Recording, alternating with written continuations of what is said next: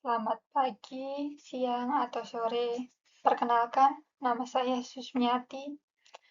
Pada kesempatan kali ini, saya akan mempresentasikan tugas ujian akhir sekolah mata kuliah Estetika Humanisme yang berjudul Vision and Mission, Lifeline, di tengah banyak minat dan keterbatasan hidup. Saya memilih tema ini karena saya merasa bahwa dalam kehidupan saya memiliki banyak sekali hal yang ingin dipelajari. Saya adalah pribadi yang mudah tertarik berbagai bidang ilmu. Semakin banyak saya belajar, semakin saya menyadari bahwa dunia pengetahuan sangat luas dan selalu ada hal baru untuk dipelajari. Namun, tidak semua hal dapat dipelajari secara bersamaan karena setiap orang memiliki keterbatasan waktu, biaya, energi, dan kemampuan. Lalu, bagaimana cara menentukan arah hidup di tengah begitu banyak pilihan? Dari situlah saya mulai menyusun dasar lifeline saya. Untuk menyusun dasar lifeline saya, ada 7 langkah menentukan lifeline. Yang pertama, apa sumber daya dan potensi yang saya miliki? Yang kedua, merancang visi hidup. Yang ketiga, menentukan misi hidup. Yang keempat, memetakan peran. Yang kelima, memahami realitas. Yang keenam, menempatkan prioritas. Yang ketujuh, merencanakan tindakan. Mengapa sulit menentukan arah? Banyaknya minat dan bidang ilmu yang menarik untuk dipelajari. Beberapa bidang yang menarik bagi saya cukup beragam. Ada akuntansi, bahasa asing, teknologi, pertanian, bisnis, budaya, dan kesehatan. Semua menarik bagi saya. Tetapi saya menyadari bahwa banyak hal tidak berarti semuanya harus dijadikan profesi.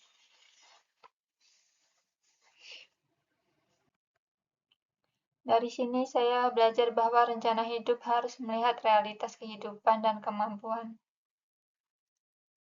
Untuk realitas hidup,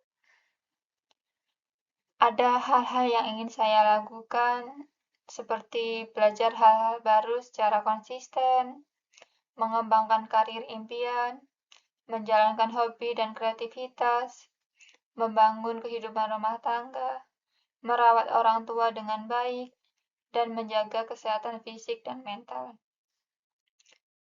Namun untuk menjalaninya, saya terdapat keterbatasan nyata, di antaranya waktu yang terbatas setiap hari, energi dan kapasitas fisik yang ada batasnya, biaya dan alokasi finansial, serta usia yang terus bertambah seiringnya waktu. Jadi, lifeline ini membantu saya memilih mana yang benar-benar menjadi prioritas. Setelah menyadari kondisi tersebut, saya mulai memahami pentingnya vision dan mission. Apa sih itu vision dan mission? Vision yaitu suatu arah tujuan. Vision gambaran yang ingin dicapai seseorang di masa depan. Visi menjadi kompas dan arah tujuan yang memberikan arti serta makna pada setiap langkah yang diambil. Untuk setiap langkah yang ingin diambil, terdapat strategi eksekusi yang disebut mission. Mission adalah langkah, tindakan, atau strategi konkret yang dilakukan secara konsisten. Misi merupakan jembatan pendorong yang mengubah gambaran idealis menjadi kenyataan hidup. Kemudian, saya melakukan refleksi terhadap diri saya. Saya bertanya kepada diri saya, apakah saya harus mempelajari semua bidang secara profesi? Jawabannya, tidak. Saya mengeksplorasi sesuai kemampuan dan membaginya ke dalam kategori kebutuhan. Terdapat 4 kategori. Yang pertama menjadi karir utama, yaitu fokus profesi dan pencapaian profesional. Yang kedua, ada menjadi hobi, yaitu sarana rekreasi dan penyaluran minat pribadi. Yang ketiga, ada keterampilan pendukung, yaitu kemampuan pendukung untuk meningkatkan efisiensi.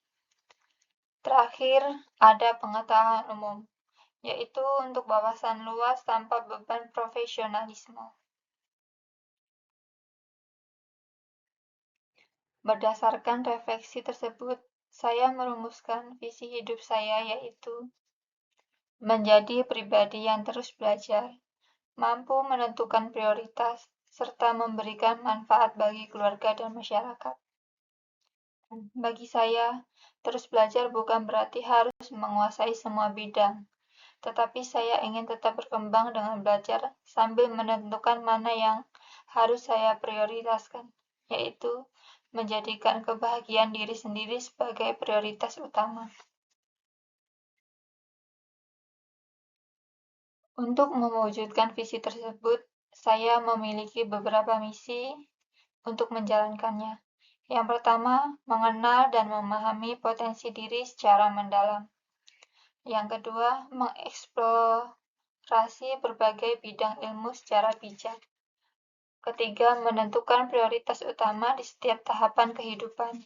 Yang keempat, menjaga keseimbangan antara karir, keluarga, dan pengembangan diri. Yang kelima, membahagiakan diri sendiri secara utuh dan berkelanjutan. Kemudian, visi dan misi tersebut saya turunkan menjadi rencana dalam 3 tahap dalam peta rencana hidup. Tahap pertama yaitu jangka pendek sekitar 1-3 tahun. Dalam jangka pendek ada beberapa. Yang pertama, menyelesaikan kuliah S1 akuntansi, lalu memperkuat pemahaman dasar akuntansi, mengembangkan kemampuan bahasa, serta menyelesaikan kontrak kerja dengan baik.